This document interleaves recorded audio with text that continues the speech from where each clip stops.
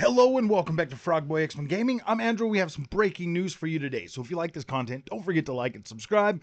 It appears that Sony has been brought to the table and has signed the deal to keep Call of Duty on the PlayStation 5 after the acquisition. So, my friends, that is one step closer. The pieces are falling into place. This is incredible, man. Sometime very shortly, this deal is going to be done, and Xbox is going to have full ownership of Activision Blizzard. This is incredible. This is going to be great for gamers. Um, I've I'm very excited about this. My light is acting all weird right now, so I'm just going to go ahead and turn it off. I've got the other light on. Goodbye. It's being annoying. So, dude, this is awesome, man. Like, this is so awesome. I'm so grateful that Xbox was able to do this. That they were able to, that Microsoft was able to pick up, such an influential um, developer and and into it. Yeah, dude, I'm losing my train of not losing my train of thought, but such a great publisher that's been known to produce some of the greatest games every year, and that's incredible. Even on Call of Duty's off years, they're not that. I mean, they still do well. If you take into effect, Blizzard with Overwatch, or and then like World of Warcraft, Diablo coming out every like once a generation we get a new Diablo game. That's that's good. That just makes that ju- I in my mind, this kind of protects Activision from the eventual downfall that was bound to happen. Like they've been on top for so long right now with Call of Duty. This should give those developers time to step back a little bit, catch their breath, and start to really create a Call of Duty experience that's going to be even better than it has been before.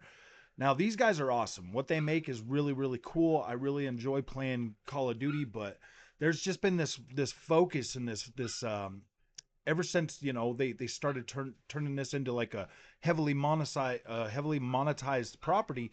The the quality of the Call of Duties, they haven't necessarily went down, but it started to feel a little bit more stagnant to the point where you hear gamers that are, oh man, I'm done with Call of Duty, I'm done with Call of Duty, but then they keep buying it every single year just because they got the FOMO. They don't want to miss out on the next big thing that Call of Duty's known for bringing out. And I would say the last 3 or 4 versions of Call of Duty have started to like get a little bit, if something better was to come out, if something came out and challenged Call of Duty, I think Call of Duty's probably at its weakest right now, but there's just nothing else out there to really challenge it. Like Battlefield comes out and falls flat on its face and then has to build up again. You've got, like the other titles, that it competes with, like Fortnite, you've got Apex Legends, you got X Defiant, which I do kind of feel like X Defiant could peel away some of that base. You've got Rainbow Six Siege still out there. You've got other options or other games, but Call of Duty just has this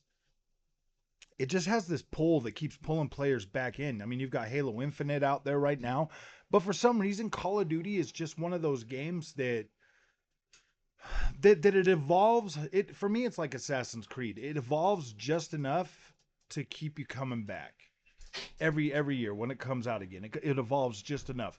I'll tell you what, since Assassin's Creed has went more of a little bit longer development cycle, I've been able to really enjoy that experience even more. So if Call of Duty was to support each game for 2 years instead of just the standard one, I think that it would overall make Call of Duty a lot better, but it would also create enough time for you to experience other things in between. So it's kind of a double-edged sword, but I mean, I would say Call of Duty's signature for the games that they make, just like Assassin's Creed. I mean, there's lots of other open world games out there, but none of them can really fill that position for Assassin's Creed for me like Assassin's Creed can. So I feel like Call of Duty is pretty much safe, but it does need to evolve and it does need to get better and it does need to get stronger to continue to bring in and drive that passion for Call of Duty from the players out there. Being owned by Microsoft is gonna is gonna allow Call of Duty to be in the hands of more gamers, and that's a good thing because now you've got the Nintendo guys that are finally going to be able to play some Call of Duty, which is awesome. Hopefully, that's kind of a curious one too, man, because Call of Duty on the regular Switch might be a little iffy, but if Nintendo can come to the plate with a Nintendo Switch that has the power of the Xbox Series S, we're going to be in for a treat. Nintendo gamers will be able to play a pretty dang good version of Call of Duty.